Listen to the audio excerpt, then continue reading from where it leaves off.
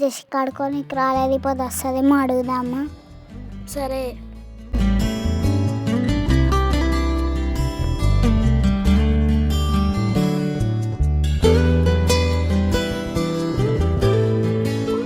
జెసిక ఆడుకోవడానికి వస్తావా? ఏం లేదు, బైబిల్ చదువుకుంటున్నా. ఏ జెసిక ఎప్పుడు ఏం చదువుకుంటావే? బైబిల్ని ఆడుకుని దాయే. నేను చదువుకుని వస్తాను. అస్తే రాలే అంటే మనం ఆడుకున్నాం.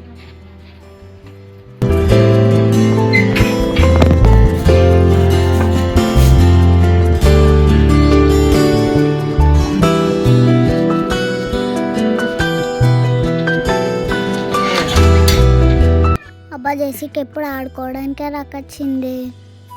అయినా జెసిక ఎప్పుడు బైబిలే చదువుతుంది. జెసిక బైబిల్ దాసపెడితే ఒక పని అయిపోతుంది. జెసిక వాటర్కి పోయినప్పుడు బైబిల్ రాసే పెడదాం.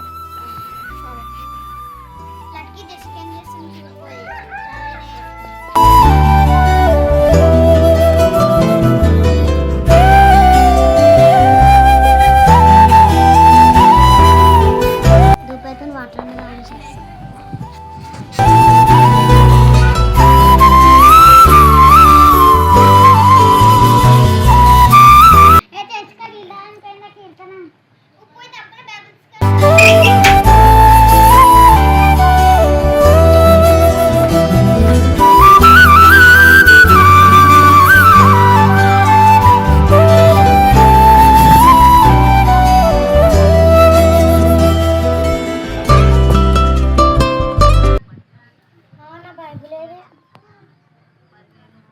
నేను ఇప్పుడు క్లీన్ పెట్టినా కదా, ఎవరు తీసుకున్నారు?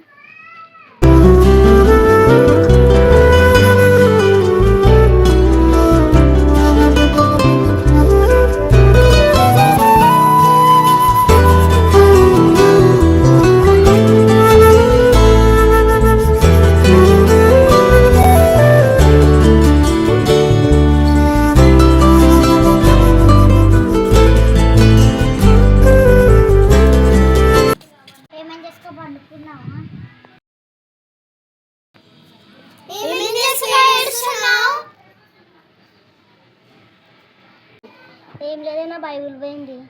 బైబిల్ పోతే నేర్చుతున్నావా? వాళ్ళు లేపేసారు దెంగలు. ఏం కాదు, బైబిల్ లేకపోతే మనం ఆడుతున్నాం. బైబిల్ పోయిందని నేను ఆడుకుని రాను. ఊకే బైబిల్ ఏం చదువుతావే? ఎప్పటికీ బైబిల్ అంటేవేమే? బైబిల్ అంటే మీకు ఏం తెలిసే తెలియదు. తెలియదు, మళ్ళీ చెప్తా నుండి. బైబిల్ అంటే ఒక బుక్ కాదే, కష్టాలు ఉన్నప్పుడు ఓదాస్తుంది, కష్టాలు ఉన్నప్పుడు ధైర్యం ఇస్తుంది, ఏ దారిలో వెళ్ళాలో చెప్తుంది, జీవితాన్ని మార్చే వాక్యాలు బిడ్డలను ఉంటాయి. కీర్తనలు 119లో ఇట్లుంటుంది: నీ వాక్యము నా పాదములకు దీపమే, నా తోవకి వెలుగై ఉన్నది. నీ వాక్యం చెప్తుంది. సారీ జెసిక, నేను దొంగతనం చేసాను జెసిక, తెచ్చిస్తాను జెసిక. సారీ జెసిక, క్షమించు జెసిక. బైబిల్ తీసుకుని తప్పే ఒకళ్ళ బైబిల్ దొంగతనం చేయదులకి. ఒక తీసుకున్న క్షమిస్తుంది. తీసుకొస్తాం జెసిక.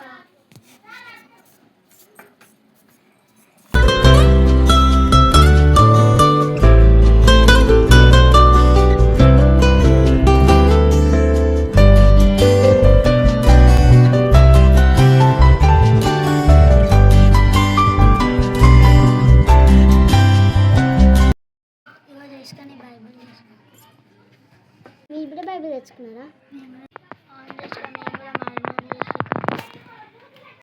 సరే జెసిక, నువ్వు కూడా చదువుకో, నేను కూడా చదువుకుంటాను జెసిక.